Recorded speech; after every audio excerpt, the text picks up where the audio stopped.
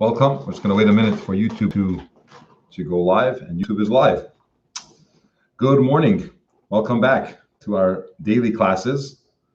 We missed a couple weeks, somewhat, but we just started the Torah again. Yesterday was Simchas Torah. We finished the entire Torah, which are the 5 books of Moses, and we start again this week, Bereshis, from the beginning. So today's the first class in the new cycle of Chumash Bereshis. And I'm going to address a concept today from this parsha about purposeful living and the necessity for it, the way that it's done, and how it all comes together from the parsha. They tell a story about a fellow who was in court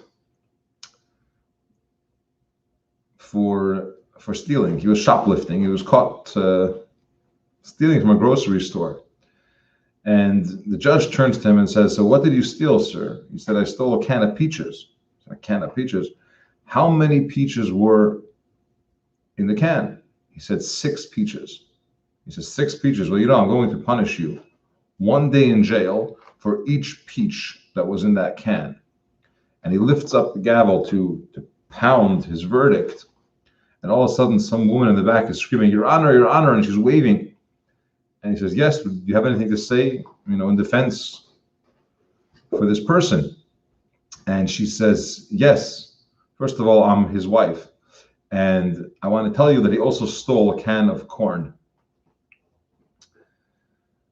Very often in life, you turn around and you ask yourself, how did I get here? Or this is not at all what I planned. How come I'm in this situation? And it's often a cause of frustration where a person was hoping to be somewhere or be someone or accomplish something, and it didn't happen. It didn't turn out that way. It's very different from what they envisioned. And if you read any self-help books or these seminars, workshops, the idea here is that you have to have a goal in mind. You have to know where you're headed. You could have the best car, the greatest engine, but if you don't know where you're going, you're not going to get there. You'll get somewhere, but it's really unlikely that you'll get to where you want to go because you don't know where you want to go. Now, Torah is not a self-help book, but it helps a lot. It's the ultimate guide. It's the book that tells us how to live. It applies to all generations and all times, all places, any type of person. Torah has the answers and really the pathway of how to live. So I want to look at Torah and see what's Torah's view on this whole idea of goal setting and generally how you could create a situation where you're headed towards the goal where you'd like to be. Let's begin with creation of the world. How did God make the world come into being? By the way, you could answer this in the live chat on YouTube or comments on Facebook. How did Hashem make the world come about? Abracadabra, right? We all know this term, abracadabra. You must have seen it at a birthday party, perhaps, or any magic show, especially amateur ones. Abracadabra. There was a plague in the 17th century in London. And they say that people would write abracadabra on their doors to thwart the plague from not entering their home. But obviously in Judaism, this kind of superstition is not something we believe in. It's not something we subscribe to. It's rubbish. But the concept of abracadabra probably has correct origins, because if you break up the word abracadabra, it's abara kedibra, which means or evra kedabra. I will create the way I speak, which in studying creation, you'll see that Hashem used words to create the world. He said, let there be X, and that came about. Let there be something, and that came about. So the way that Hashem created the world was through words, through talking. And the very first utterance that Hashem said, so to speak, he doesn't have a mouth, he's not a human, but the first words that he said was, Yehi or, there should be light. and light came about. Now, light is a very important thing. This very first thing of creation is extremely important because it causes things to grow properly. It allows us to see everything. All of creation needs light to be able to benefit, to be able to use the world around us. So this idea of light being here is very important.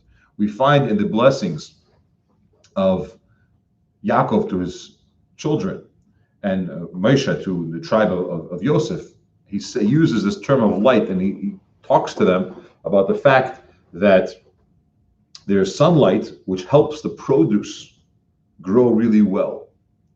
And it's the sweetness of the produce with the sun and the sweetness of the moon's yield. Light is not just to be able to see. Light is also important in any type of production and so on. It's part of the great blessings that were given to the tribes. Now, if light is here to enable you to benefit from something, you first have to have all those other stuff, and then you'll have light. The very first thing in creation was light, but then when the creations come about, they don't have, when they come about, that's when they need the light. Up until that point, you have light, but there's no usage for it yet. Why do you have to make light be the first thing that you're creating? Why? First create the people, and then turn on the light. But that's not our biggest question here.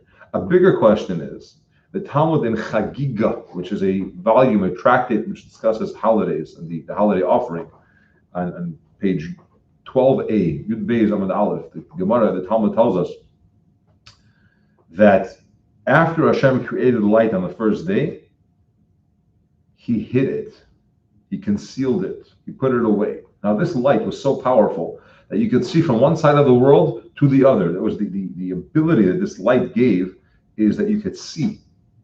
You could see from one end of the world to the other. But Hashem concealed that powerful light, and he left it for tzaddikim. When Mashiach will come, and the ultimate of creation is the coming of Mashiach, when that happens, then we will be able to see this type of light. Tzaddikim, righteous people, will have access to this light. They'll benefit from this light. So Hashem created light, number one, and then he concealed it. Why did he create it first? There was no need for it initially. First, you have to have creatures that need the light. And more importantly, if you're creating it, why are you hiding it? Don't create it if you don't need it. Or create it later. But to create and then hide and conceal is strange. And the very first thing that was created always has significance, right? The first day at work, first day at school, first class of the new cycle. Everything has, the firsts are important. So let's study why was light created as number one. I want to move away from the Parsha for a moment and talk about a very famous book, 7 Habits of Highly Effective People, from Stephen Covey. And many interesting things that he says there, but one of the points, and it's always fascinating when you see modern psychology or science say something, and then you find it in Torah so blatantly, or at least in deeper aspects of Torah, you find it, it's always pretty cool. And he says there that one of the important elements of a successful life is begin with the end in mind. You should know where you are headed.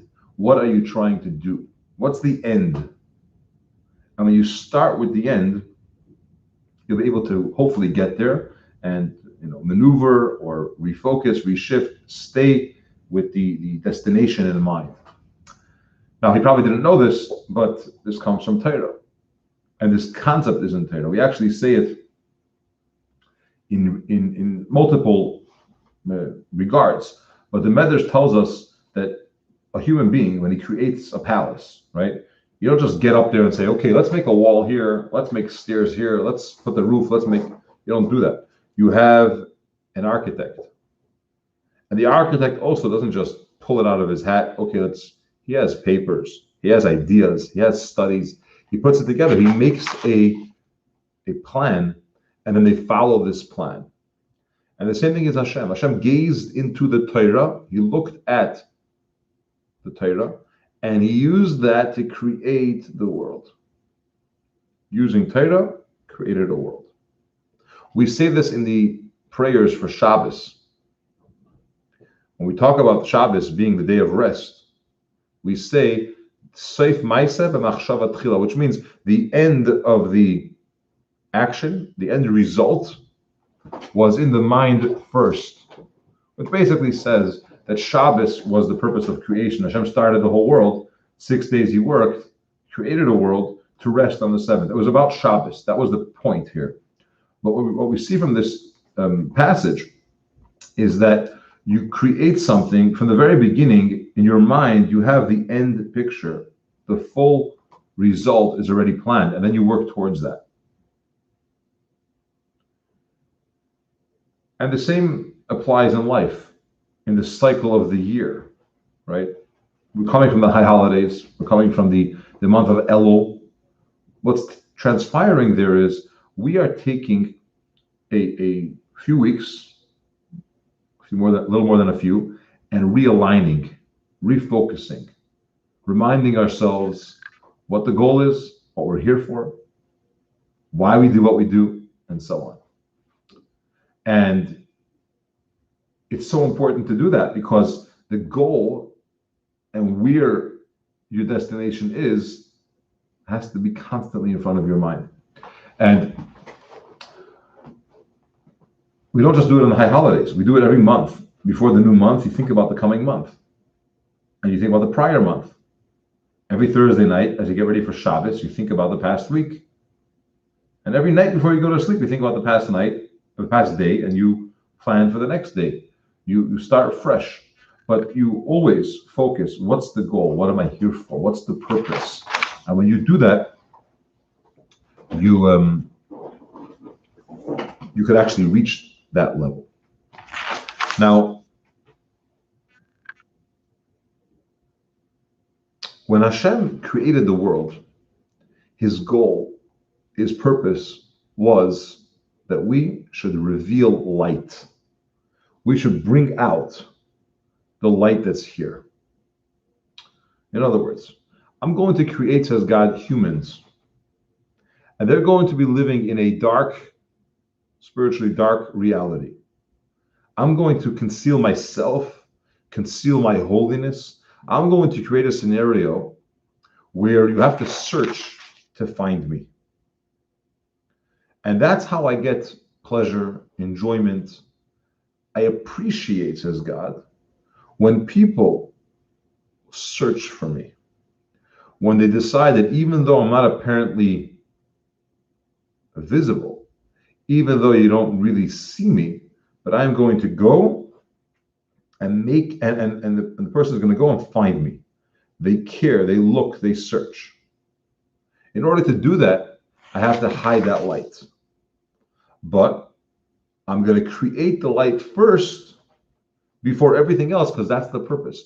You have to start with the goal. Hashem says, okay, the goal is the light. I want people to search for that light, which represents spirituality, godliness, Hashem's presence, and so on.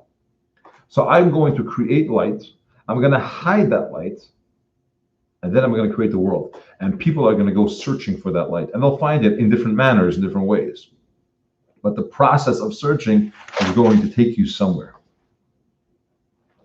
And that's why when it comes to the sixth day, it says it was the sixth day. And that's when human was created. Hashem said to the world, I'm creating you. And I'm creating people. But there's one condition. The sixth day. The sixth day of the week is when human was created. But the sixth day of the month of Sivan is when the Torah was given. And Hashem says, if the Jewish people will accept the Torah, we're keeping this world. If not, well, there's no we, it's me. I'm keeping this world, says God. But if not, then it's over. Because that's the whole purpose. And that purpose, that light, was here from the very, very beginning. It says when Moshe Rabbeinu was born, who's the one who would ultimately give us the Torah from God, it says when he was born, the house was filled with light. It's all the same light because it's coming together. The goal is being realized. And that's how we have to live our lives. But there's something very important to keep in mind. you can't have this goal at the forefront the whole time.